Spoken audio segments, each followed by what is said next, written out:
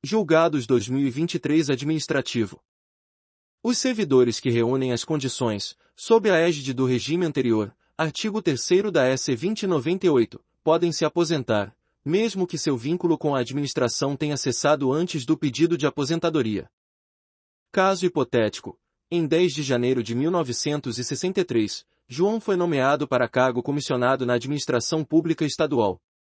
Em 16 de dezembro de 1998, entrou em vigor a S. 2098, e nesta data, João continuava exercendo o cargo comissionado, já tinha 35 anos de serviço, e, portanto, preenchia os requisitos necessários para a aposentadoria. Em 26 de setembro de 2003, ele pediu exoneração. Em 30 de julho de 2012, João formulou requerimento pedindo a sua aposentadoria pelo regime próprio de previdência social do Estado. João tem direito à aposentadoria por força do artigo 3º da S. 2098, que estabelece: art. 3º é assegurada a concessão de aposentadoria e pensão, a qualquer tempo, aos servidores públicos e aos segurados do regime geral de previdência social, bem como aos seus dependentes, que, até a data da publicação desta emenda, tenham cumprido os requisitos para a obtenção destes benefícios, com base nos critérios da legislação então vigente. Esse artigo 3º da S. 2098. 1. Assegurou o direito adquirido daqueles que, ao tempo da mudança, já tinham preenchido os requisitos para se aposentar à luz do regime jurídico anterior. 2. Estabeleceu que a aposentadoria poderia ser concedida a qualquer tempo. E 3. Em momento algum criou a condição de que o pedido de aposentação deveria ser apresentado quando o servidor ainda estivesse na ativa e vinculado ao cargo para o qual pretendia se jubilar. O artigo 3º da S. 2098 preservou os direitos daqueles servidores que reuniram as condições de aposentadoria, sob a égide do ordenamento jurídico que estava sob modificação constitucional. Até a S. 2098, aqueles que ocupavam cargos comissionados poderiam se aposentar pelo regime próprio. Essa emenda inseriu o 13 no artigo 40 obrigando os comissionados a se aposentarem pelo Regime Geral de Previdência Social, RGPS, mas essa previsão não se aplica a João por força do artigo 3º da S. 2098. O professor estrangeiro aprovado em concurso para instituição de ensino federal tem direito de ser nomeado, salvo se houver restrição expressa no edital, devidamente justificada e passível de controle judicial. É inconstitucional, por violar o princípio da isonomia, artigo 5º, caput, confira o 88, e a norma que estabelece às universidades e instituições de pesquisa científica e tecnológica a possibilidade de prover seus cargos com professores, técnicos e cientistas estrangeiros, artigo 207, primeiro, confira o 88, a negativa de nomeação de aprovado em concurso público para cargo de professor em Instituto Federal, fundada apenas em motivo de nacionalidade. Tese fixada pelo STF. O candidato estrangeiro tem direito líquido e certo à nomeação em concurso público para provimento de cargos de professor, técnico e cientista em universidades e instituições de pesquisa científica e tecnológica federais, nos termos do artigo 207, primeiro, da Constituição Federal, salvo se a restrição da nacionalidade estiver expressa no edital do certame com o exclusivo objetivo de preservar o interesse público e desde que, sem prejuízo de controle judicial, devidamente justificada. Não incide imposto de renda sobre a indenização recebida pela instituição de servidão administrativa. Não incide imposto de renda sobre a compensação pela limitação decorrente da instalação de linhas de alta tensão na propriedade privada, servidão administrativa. O fato gerador do imposto de renda é a aquisição de disponibilidade econômica ou jurídica decorrente de acréscimo patrimonial, artigo 43 do CTN. Os valores pagos a título de compensação por servidão administrativa não configuram acréscimo patrimonial. A servidão administrativa se dá quando o poder público intervém no direito de propriedade do particular, fixando condições e limites ao seu livre exercício sem, contudo, privá-lo por completo. Nesse sentido, a compensação pela limitação decorrente da instalação de linhas de alta tensão na propriedade privada possui nítido caráter indenizatório, cujo valor tem por finalidade recompor o patrimônio, não gerando acréscimo patrimonial do proprietário do imóvel. É inconstitucional norma estadual que preveja que o policial investigado em sindicância ficará sem receber sua remuneração. É inconstitucional, por violar o devido processo legal, artigo 5º, livre, confira o 88, e o princípio da não culpabilidade, artigo 5º, LVI, confira 88, norma estadual que prevê a supressão remuneratória de policial investigado em sede de sindicância. Não obstante, o afastamento do acusado deve ser analisado à luz do caso concreto, com observância às garantias constitucionais do contraditório e da ampla defesa. Artigo 5º, LV, confira 88. É inconstitucional a previsão contida na CE no sentido de que somente lei complementar poderia dispor sobre as carreiras exclusivas do Estado, isso porque essa exigência não encontra paralelo na Constituição Federal. É inconstitucional, por ofender o princípio da simetria, norma de Constituição Estadual que prevê a edição de lei complementar para disciplinar as atribuições e o estatuto das carreiras exclusivas de Estado, visto que essa exigência não encontra paralelo na Constituição Federal, sobretudo em relação à carreira policial. Artigo 144, 7º, confira 88. Por outro lado, a votação e a aprovação de lei complementar em contexto no qual se exigiria lei ordinária é apenas redundante, sem implicar vício formal. Se editada lei complementar para dispor sobre a organização e o funcionamento dos órgãos responsáveis pela segurança pública, a norma deverá ser tratada como lei ordinária, e não anulada por suposta inobservância do processo legislativo. O Banco Central possui responsabilidade objetiva pelos danos que o liquidante cause durante o procedimento de liquidação extrajudicial.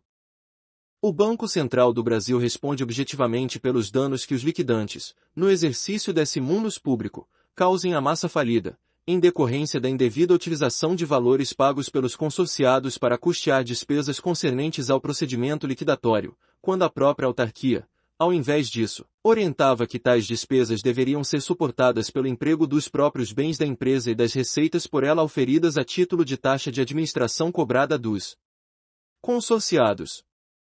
O raciocínio do artigo 5º, XL, da Confira, que prevê a possibilidade de retroatividade da lei penal benéfica, também se aplica para o direito sancionatório. O artigo 5º, XL, da Constituição da República prevê a possibilidade de retroatividade da lei penal, sendo cabível extrair-se do dispositivo constitucional princípio implícito do direito sancionatório, segundo o qual a lei mais benéfica retroage no caso de sanções menos graves, como a administrativa. Em 2016, um veículo da transportadora X foi autuado por ter praticado a infração administrativa prevista no artigo 36 da Reis 4799/2015, da ANTT. A transportadora ingressou com ação anulatória. Durante o curso do processo, entrou em vigor nova resolução que reduziu o valor da multa prevista no artigo 36 da Reis 4799/2015. Diante disso, a penalidade imposta deve ser reduzida, aplicando-se, retroativamente, o novo valor fixado pela nova resolução. Treinador ou instrutor de tênis não precisa ser inscrito no Conselho Regional de Educação Física. Essa atividade não é exclusiva dos profissionais de educação física. A Lei nº 9.696/98 não prevê a obrigatoriedade de inscrição de técnico ou treinador de tênis nos conselhos de educação física, nem estabelece a exclusividade do desempenho de tal função aos profissionais regulamentados pela referida norma, quando as atividades desenvolvidas pelo técnico ou treinador de tênis restringam-se às táticas do esporte em si e não se confundam com preparação física, limitando-se à transmissão de conhecimentos de domínio comum decorrentes de sua própria experiência em relação ao referido desporto, o que torna dispensável a graduação específica em educação física. Lei que proíbe o pagamento de horas extras aos policiais rodoviários federais é inconstitucional. Lei que proíbe o pagamento de adicional noturno a esses servidores é constitucional. É constitucional o regime de subsídios da carreira de policial rodoviário federal, Lei nº 11.358/2006, na parte em que veda o pagamento de adicional noturno e quaisquer outras gratificações ou adicionais, mas garante o direito à gratificação natalina, ao adicional de férias e ao abono de permanência. Contudo, deve ser afastada a interpretação que impeça a remuneração desses policiais pelo desempenho de serviço extraordinário, horas extras, que não esteja compreendida no subsídio. Tese fixada pelo STF, o regime de subsídio não é compatível com a percepção de outras parcelas inerentes ao exercício do cargo, mas não afasta o direito à retribuição pelas horas extras realizadas que ultrapassem a quantidade remunerada pela parcela única. É inconstitucional a previsão de pensão mensal vitalícia para dependentes de prefeitos e vice-prefeitos em razão do mero exercício do mandato eletivo. Contraria a ordem constitucional vigente, por se tratar de benefício incompatível com a sua sistemática previdenciária e com os princípios republicano e da igualdade, o pagamento de pensão especial a ex-detentor de cargo público e a seus dependentes. Tese fixada pelo STF, são incompatíveis com a Constituição Federal de 1988 a concessão e, ainda, a continuidade do pagamento de pensões mensais vitalícias não decorrentes do RGPS a dependentes de prefeitos e vice-prefeitos, em razão do mero exercício do mandato eletivo. É constitucional a competência da ANTT para definir infrações e impor sanções e medidas administrativas, sendo portanto constitucional a Resolução ANTT 233-2003. O exercício da atividade regulatória da Agência Nacional de Transporte Terrestre, ANTT, especialmente as disposições normativas que lhe conferem competência para definir infrações e impor sanções e medidas administrativas aplicáveis aos serviços de transportes, deve respeitar os limites para sua atuação definidos no ato legislativo delegatório emanado pelo Congresso Nacional. A Lei nº 10.233/2001, que autorizou que a ANTT defina infrações e aplique sanções, fixou os critérios mínimos indispensáveis para o exercício, pela agência reguladora, dessa competência. As disposições emanadas da Resolução ANTT 233/2003 obedecem às diretrizes legais, na medida em que protegem os interesses dos usuários, relativamente ao zelo pela qualidade e pela oferta de serviços de transportes que atendam a padrões de eficiência, segurança, conforto, regularidade, pontualidade e modicidade das tarifas, assim como a cominação das penas não desborda da parâmetros estabelecidos em lei. São constitucionais os dispositivos da Lei 10.871/2004 que proíbem que os servidores efetivos das agências reguladoras exerçam outra atividade profissional ou que ocupem cargos de direção político-partidária. A Lei nº 10.871/2004, no ponto em que veda o exercício de outra atividade profissional, inclusive gestão operacional de empresa ou direção político-partidária, com exceção dos casos admitidos em lei, assegura a observância dos princípios da moralidade, da eficiência administrativa e da isonomia, e constitui meio proporcional apto a garantir a indispensável isenção e independência dos servidores ocupantes de cargos efetivos das agências reguladoras. Tese fixada pelo STF. É constitucional norma legal que veda aos servidores titulares de cargo efetivo de agências reguladoras o exercício de outra atividade profissional, inclusive gestão operacional de empresa, ou de direção político-partidária. Lei estadual pode autorizar a criação de fundação pública de direito privado para atuar na prestação de serviço público de saúde. É constitucional a constituição de fundação pública de direito privado para a prestação de serviço público de saúde.